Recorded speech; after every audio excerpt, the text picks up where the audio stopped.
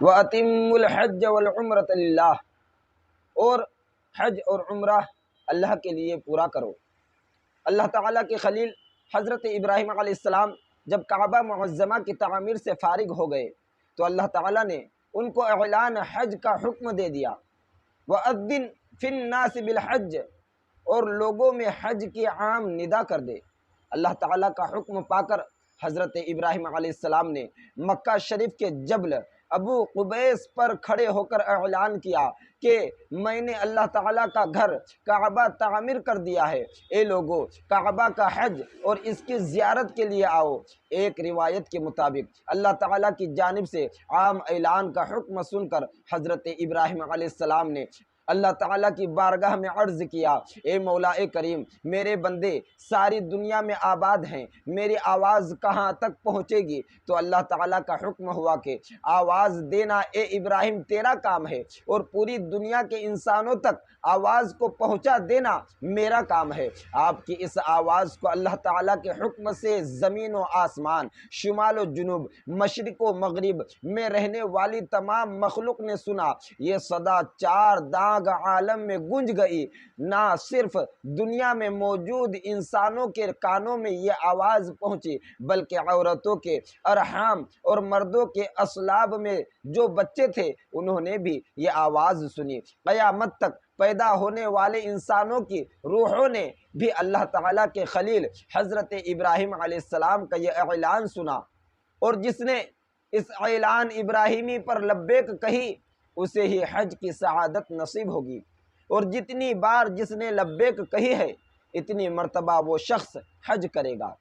اللہ تعالیٰ کا ارشاد، ان اول بیت وضع للناس للذی ببکۃ مبارکا وہدی للعالمین فیہ آیات بینات مقام ابراہیم ومن دخلہ کان آمنا وَلِلَّهِ عَلَى النَّاسِ حِجُّ الْبَيْتِ مَنِ اسْتَطَاعَ إِلَيْهِ سَبِيلًا وَمَنْ كَفَرَ فَإِنَّ اللَّهَ غَنِيٌّ عَنِ الْعَالَمِينَ۔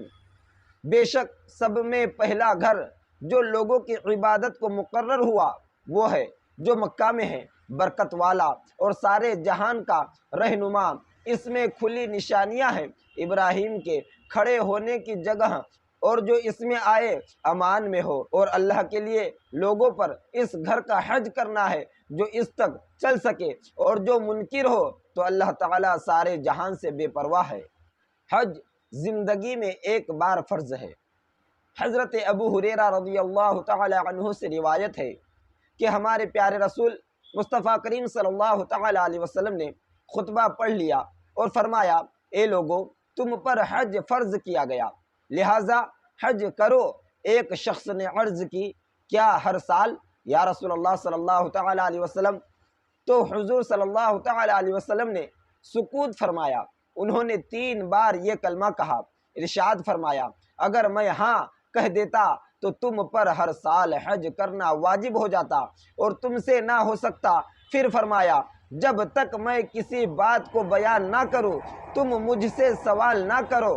اگلے لوگ کثرت سوال اور پھر انبیاء کرام کی مخالفت سے ہلاک ہوئے، لہٰذا جب میں کسی بات کا حکم دوں تو جہاں تک ہو سکے اسے کرو، اور جب میں کسی بات سے منع کروں تو اسے چھوڑ دو۔ اے ایمان والو، خوب غور سے سنو اور یاد رکھو کہ ہمارے سرکار احمد مختار صلی اللہ تعالی علیہ وسلم نے فرمایا کہ اے لوگو تم پر حج فرض کیا گیا۔ وہ کون لوگ ہیں جن کو آقا کریم صلی اللہ تعالی علیہ وسلم مخاطب کر کے فرما رہے ہیں؟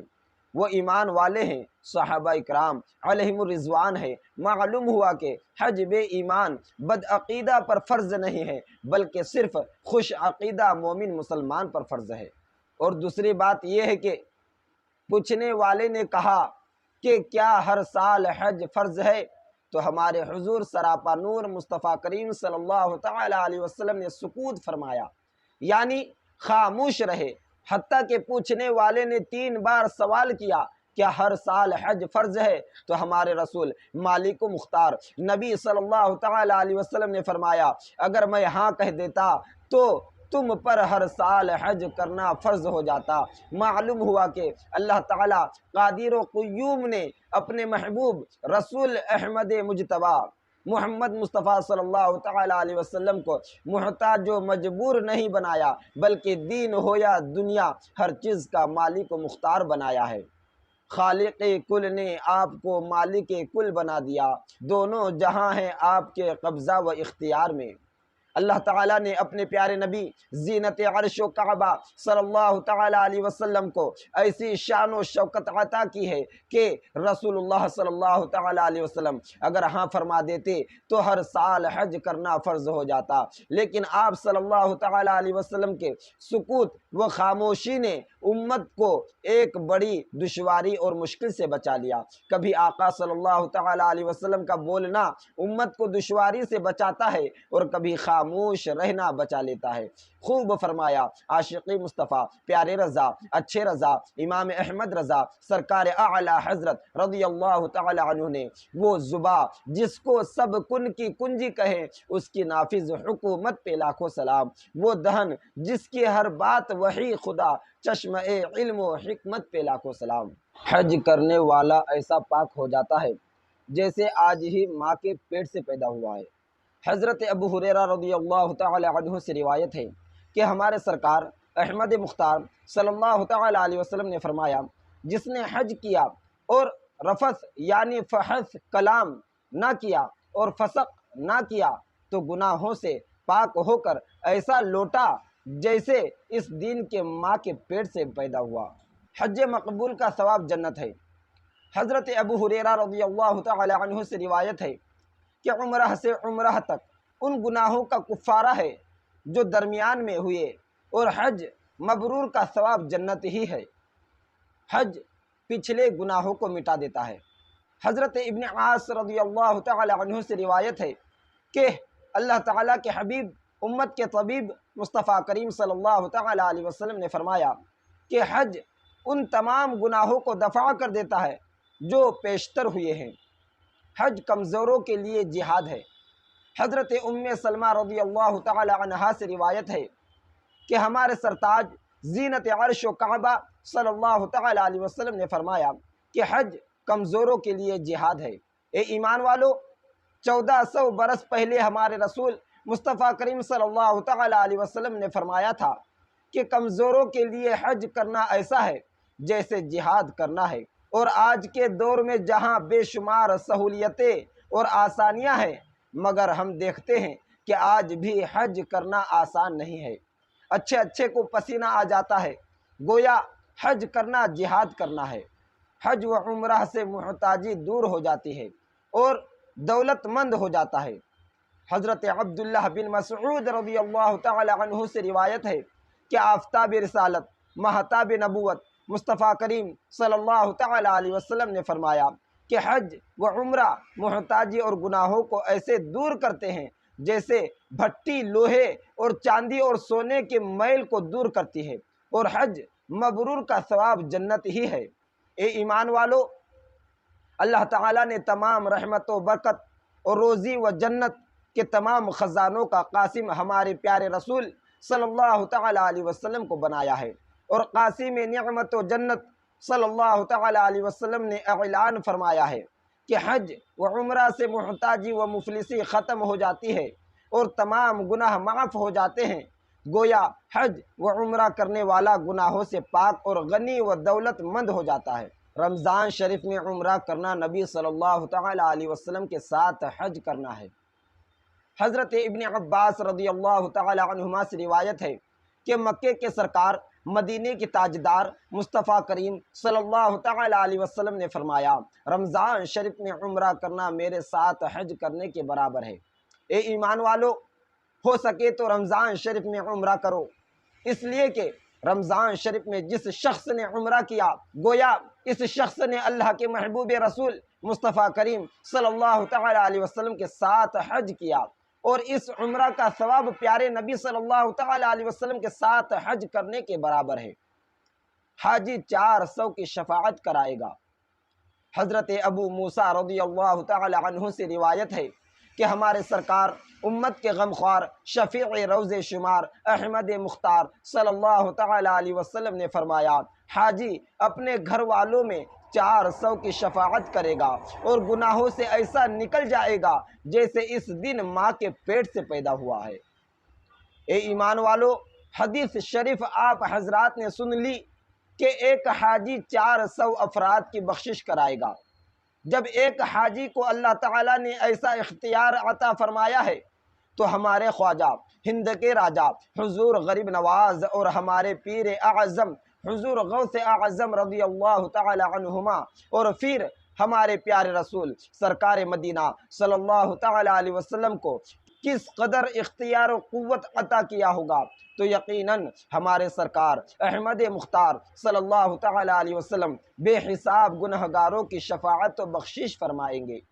خوب فرمایا عاشق مصطفیٰ پیارے رضا اچھے رضا امام احمد رضا سرکار اعلیٰ حضرت رضی اللہ تعالی عنہ نے پیش حق مزدہ شفاعت کا سناتے جائیں گے، آپ روتے جائیں گے، ہم کو ہنساتے جائیں گے۔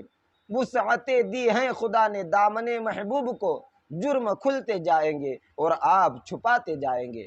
پیدل حج کرنے والے کو ہر قدم پر 7 کروڑ نیکیاں ملتی ہیں۔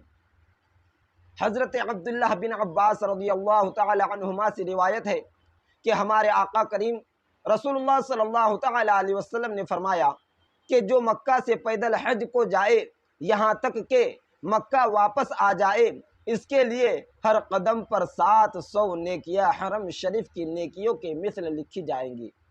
پوچھا گیا حرم کی نیکیوں کی کیا مقدار ہے؟ فرمایا ہر نیکی 1,00,000 نیکی ہے، تو اس حساب سے ہر قدم پر 7 کروڑ نیکیاں ملتی ہیں۔ اے ایمان والو، اللہ تعالیٰ اپنے حبیب صلی اللہ تعالی علیہ وسلم کے صدقے وہ دین نصیب فرمائے کہ آپ حج کے لیے مکہ شریف جائیں تو مکہ مکرمہ سے منع و عرفات حج کے لیے پیدل جائیں، اور عرفات سے مزدلفہ اور منع اور پھر مکہ شریف پیدل آئیں کہ اللہ تعالیٰ ہر قدم پر 7 کروڑ نیکیاں عطا فرماتا ہے۔ حاجی کی دعا سے بخشش ہو جاتی ہے۔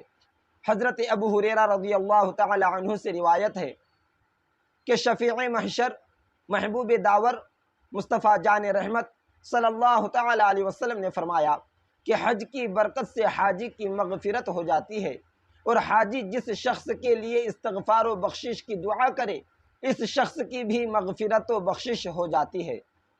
حج کے لیے نکلا اور مر گیا تو قیامت تک حج کا ثواب۔ حضرت ابو ہریرہ رضی اللہ تعالی عنہ سے روایت ہے کہ آفتاب نبوت مہتاب رسالت پیارے مصطفیٰ جان رحمت صلی اللہ تعالی علیہ وسلم نے فرمایا جو شخص حج کے لیے نکلا اور مر گیا تو قیامت تک اس کے لیے حج کرنے کا ثواب لکھا جائے گا، اور جو عمرہ کے لیے نکلا اور مر گیا تو اس شخص کے لیے قیامت تک عمرہ کا ثواب لکھا جائے گا۔